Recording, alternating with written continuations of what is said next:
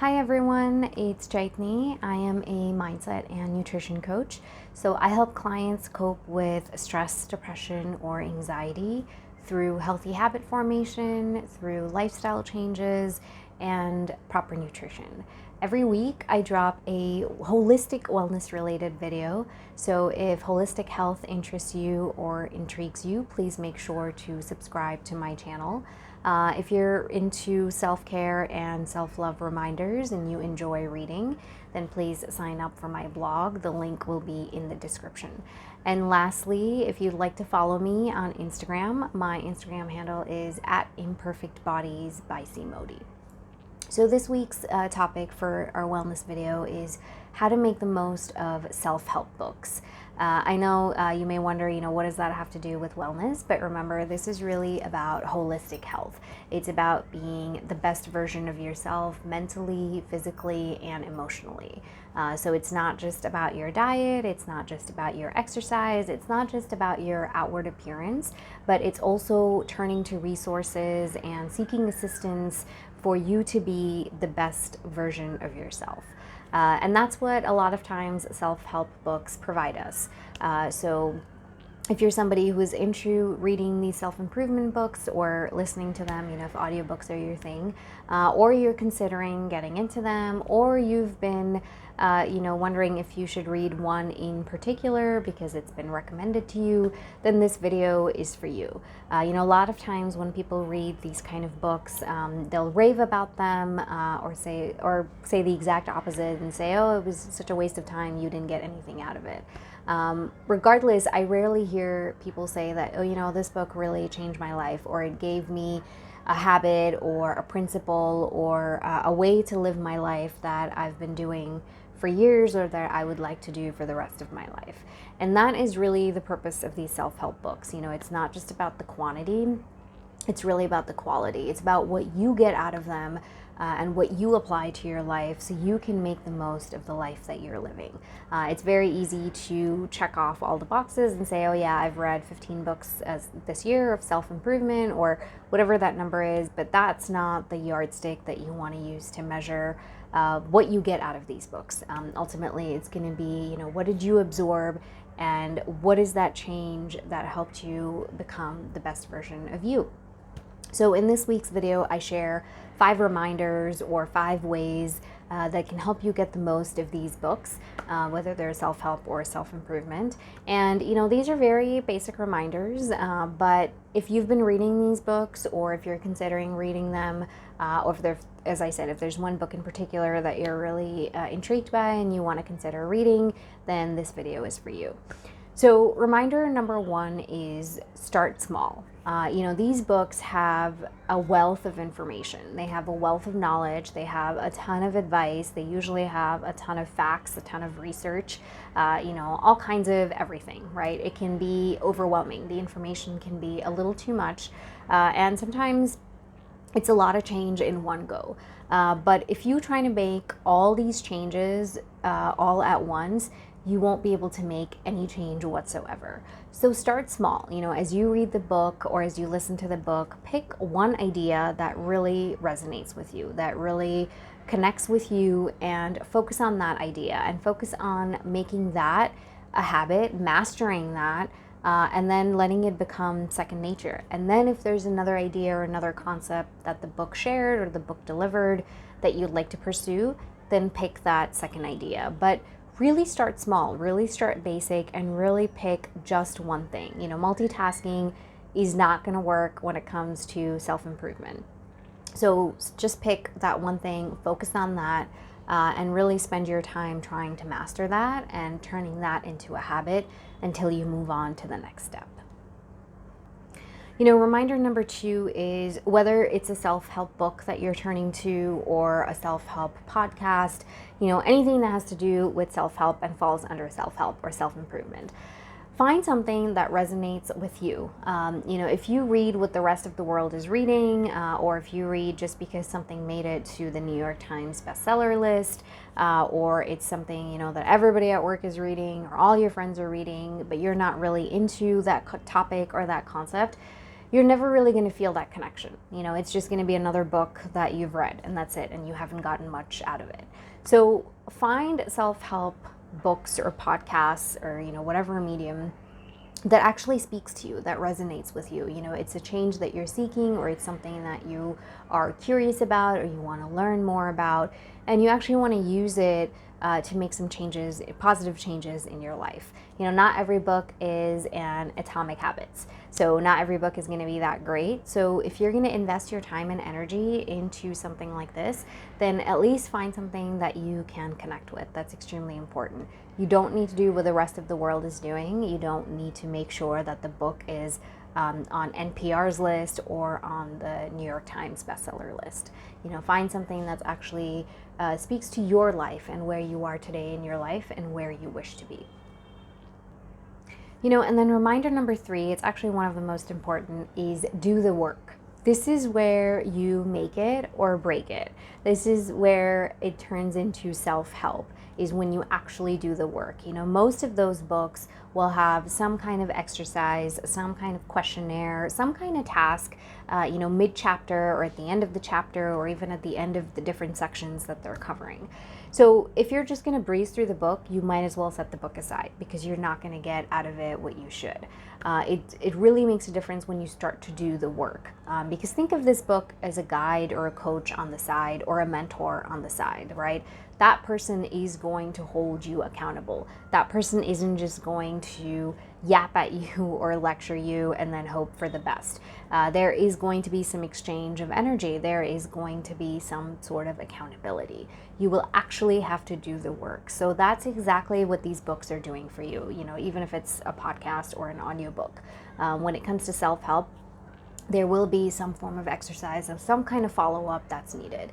And yes, that means that it takes a lot longer to finish the book, and that's okay, because that's the whole point. So take your time, do the work, and break it up into pieces. But if you don't do the work, like I said, there's no point to reading these books. There was some time ago that I read one of my favorite self-help books by Jen Sincero. Hopefully I'm saying her last name correctly. And it's called You Are a Badass.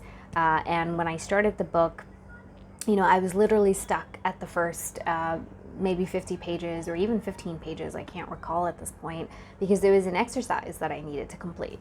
And I just was not in the frame of mind, and I just didn't want to spend all that time on it. But it was important for me to not abandon the book, because I chose that book for a reason. And so I did, I did the work. It took me longer than it usually does to read a book, but doing the work was really life-changing. It helped me face some of my fears. It really helped me come face to face with my truth as well, and really helped me realize what is it that I want for myself, and what is it that I'm willing to do to get what I want. So sometimes these steps are very necessary. It is, like I said, it's important to do the work in order to really get the most out of these books. In fact, the work that I did while reading the book, a lot of those practices, a lot of those exercises, I still use today. It's something that I carried with me, and it's something that I will probably carry into the future. So don't skip the actual work. It's very easy to read and get through the book and think you're going to absorb something, but unless you do the work, you're not going to absorb anything, and more importantly, you're not going to be able to make the change that you wish to make. And then reminder number 4 is, I would say this is the most important, most important reminder out there, even above doing the work. And that is, find your purpose for choosing the book that you're picking to read, or choosing the book that you're wanting to listen to as an audiobook. Your why, your purpose is extremely important, because that's going to be that motivation that you need to go through the book, to absorb whatever it has to teach you, to actually do the work that you need to do, and to make the changes that you wish to see. So choose something that really speaks to you. The reason I chose You Are a Badass is because I felt like I was having a lot of self-confidence issues, and I felt like that was holding me back in my business.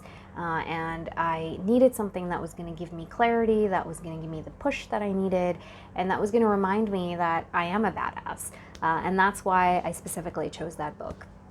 It's the same thing, I read Think and Grow Rich by Napoleon Hill. Let me tell you, it wasn't the easiest read. It wasn't the most fun read out there, but I read it, I got through it. And the reason I did it is because I had a strange relationship with money, and it was something that I was looking to change. So be very specific and be very intentional about what you're reading. Don't just read it for the sake of it. Again, this is time and energy you are investing into the book, and ultimately you're actually investing this time and energy in yourself. So have a very clear purpose. What is it specifically that you're trying to change? Is it your lifestyle? Is it your health? Is it a relationship goals? Does it have to do with finances? Does it have to do with your career?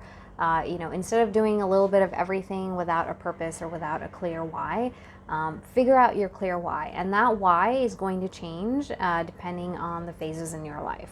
At some point you may really just be focused on relationship self-help books. Some point it might be very finance driven, sometimes, or at some point it might be very career driven, or it might just be, overall mental health driven. Whatever it is, know your purpose. Don't just read for the sake of reading. It's very important to have that purpose and to have a clear idea of that purpose. And then tip number 5, or reminder number 5, is choose one book at a time. I know it sounds like a really simple reminder, but it's important. Multitasking does not work. Jumping from one book to another doesn't work. It's just a complete waste of time. So pick that one book, stick with it, do the work, read through it, take what you want from it, make the changes, work on making those changes, and work on making them a part of your life. And then you move on to something else. Only then will you actually implement what you've learned or what you've practiced during the time that you were reading the book. When you jump from one book to another, you're not doing justice to any of those books or to yourself or to your time. So just pick one, focus on one, do the work with one, and then move on to the next. No matter how shiny that other book, no matter how great the reviews, no matter how wonderful things people have to say about it, you can always get to it later. We're not running out of books that are published. They're not going anywhere. Amazon is not going anywhere. So read what you have in front of you, finish it, and when you're done with it and you've given it your time and your energy, that's when you move on to that next best thing. Because when you try to do it all together, again, nothing gets done. You're going to just put in half the effort into all of it, or very minimal effort. So if you want to get 100% out of that book, you need to first give it 100%. And then the last tip, it's really just a bonus tip, or reminder number 6, if you'd like to call it that, is it's okay to quit. Sometimes you start reading a self-help book or a self-improvement book, or you listen to it, or even if it's a podcast, a certain episode, on the outside it looks great, and you're like, oh yeah, this is something I really want to listen to. This is something I want to get the most out of. And as you get into it, you realize this is not for you. You're really not connecting with what the author is saying. The content does not resonate with you. At that point, it's okay to shut the book and say, this is not for me. Of course, give it a fair chance.